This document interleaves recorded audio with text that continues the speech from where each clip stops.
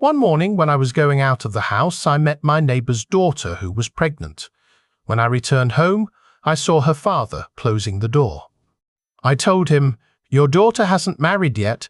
I wonder how it is possible a girl without any husband be pregnant." For a moment, her father, with a bitter smile, said, "She isn't pregnant. It is all wind in her belly. She farts and would recovery." Next year, perchance, I saw the same girl with a baby in her arms. Next day, when I was going out facing her father, so I told him, "I saw your daughter with her fart in her arms." After weeks of non-stop work, a wife finally decided to take a much-needed break and go on a retreat for a few days. Her husband, knowing how exhausted she was, encouraged her to take the time off and promised to take care of everything while she was away. As soon as she returned home, the wife started to unpack her bags and put away her things.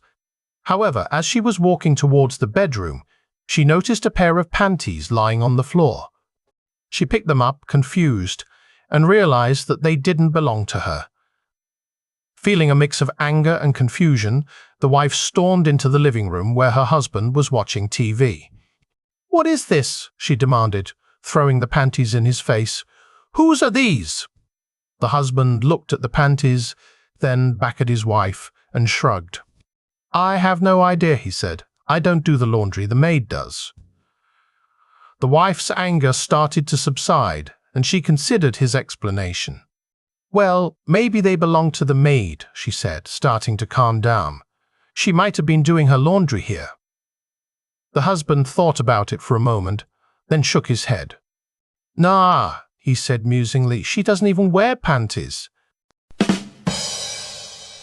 Contrary to popular belief, it was apparently Eve who was created first, and after a month in the Garden of Eden, she was visited by God. "How are things?" asked God. "Everything is wonderful," said Eve, "except for these 3 breasts you have given me. The middle one pushes out the other 2 and keeps getting caught on branches. I feel as if it's always in the way." "That's a fair point," said God, "but give me a break. It was my first attempt at this creation game. I gave the animals 6, so I figured half would be about right for you. But I see what you mean. So I'll fix it right away." And God reached down, tore out Eve's middle breast and lobbed it into some bushes. A month later, God visited Eve again. "How is my favorite creation?" he asked. "Yes, fine," replied Eve, "but I think you may have made an oversight. You see, all the animals are paired off. The ewe has her ram. The cow has her bull. In fact, all the animals have a mate except me. I'm starting to feel lonely." "You're right," said God. "Silly me.